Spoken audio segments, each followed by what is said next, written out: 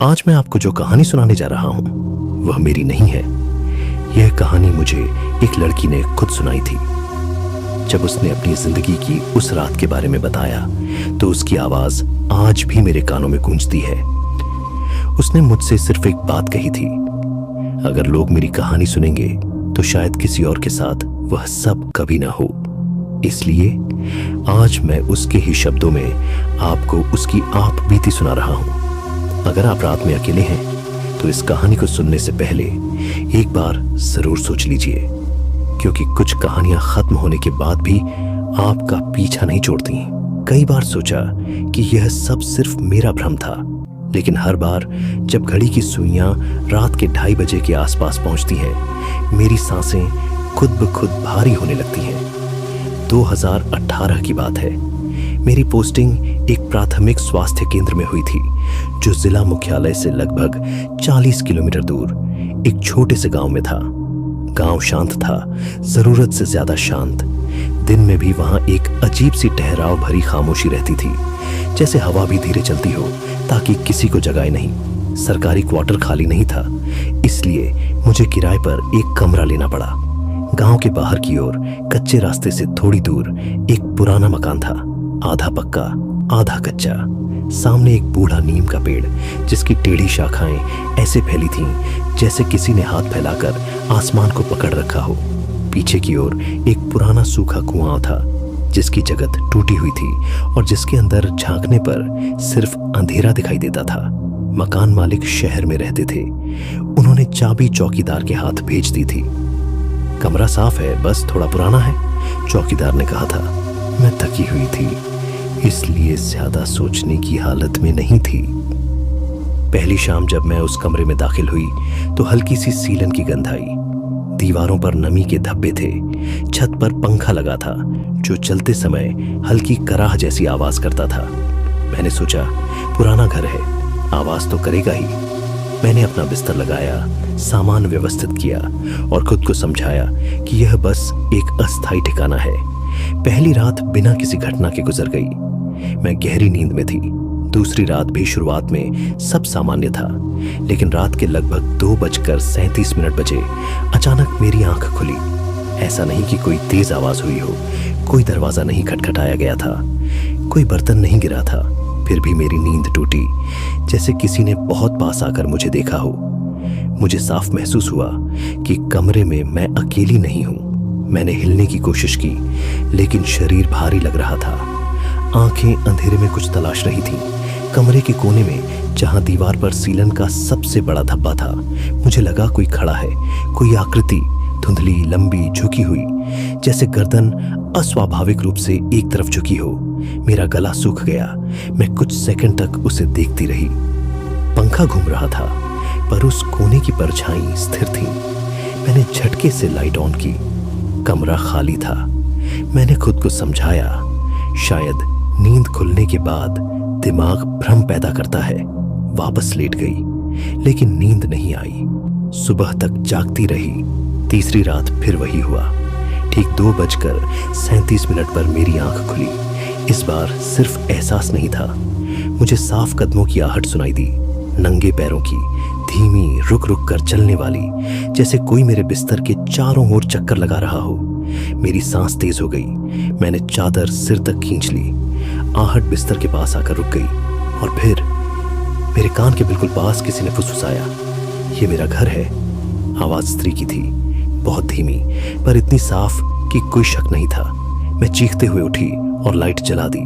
फिर वही खाली कमरा, दरवाजा अंदर से बंद, खिड़की बंद, पसीना मेरी गर्दन से बह रहा था। उस रात के बाद मैंने दिन में लोगों से बात करनी शुरू की। आंगनवाड़ी की दीदी से पूछ ही लिया, इस घर में पहले कौन रहता था।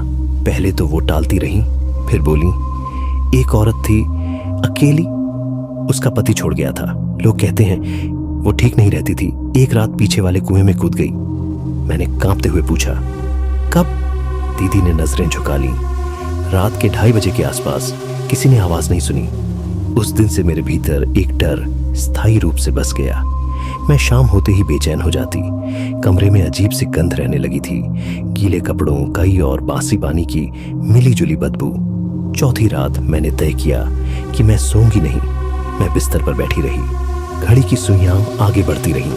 2:30, 2:34, 2:36, 2:37। जैसे ही समय 2:37 हुआ, कमरे का तापमान अचानक गिर गया।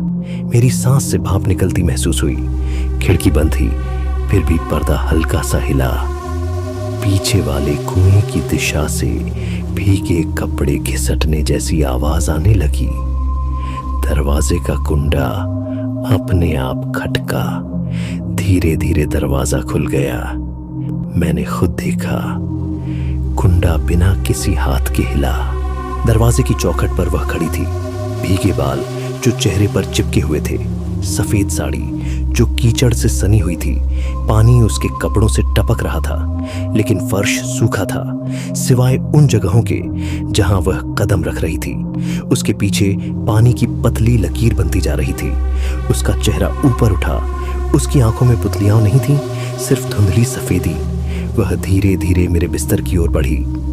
मैं जड़ हो चुकी थी, शरीर हिल नहीं रहा था। वह झुकी। उसका चेहरा मेरे चेहरे से कुछ इंच दूर था। उसकी सांस सड़ी हुई, गीली मिट्टी जैसी बदबू से भरी थी। उसने फिर कहा, तू क्यों सो रही है मेरे घर में? मैंने आंखें बंद कर लीं और मन ही मन राम नाम जपने लगी। कुछ सेकंड बाद आवाजें बंद हो गईं। जब मैंने आंखें खोली, कमरा खाली था। सुबह दरवाजा खुला था। फर्श पर कीचड़ जैसे हल्के निशान थे और मेरे तकिए पर गीले बालों की एक पतली लट पड़ी थी। मैं टूट चुकी थी। उसी दिन मैंने घर छोड़ दिया, लेकिन कहानी वहीं खत्म नहीं हुई। जहां भी मैं नए कमरे में जाती, पहली रात तो सब ठीक रहता। दूसरी रात ठीक 2:37 पर वही गंध फैलती, वही ठंड, कभी कभी सिर्फ फुसफुसाहट, कभी बिस्तर के पास गीलेपन का एहसास।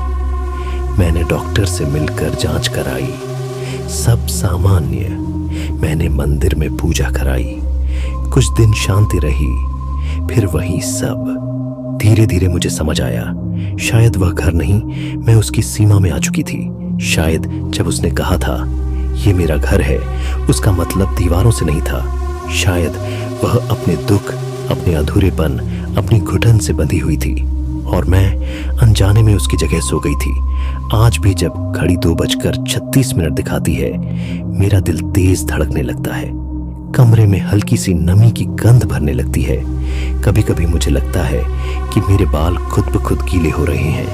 और जब रात पूरी तरह शांत होती है, मुझे वही धीमी आवाज सुनाई देती है, ये मेरा घर है।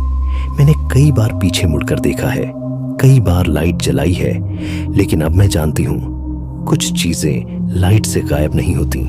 कुछ परछाइयां दीवारों से नहीं, हमारी किस्मत से चिपक जाती है।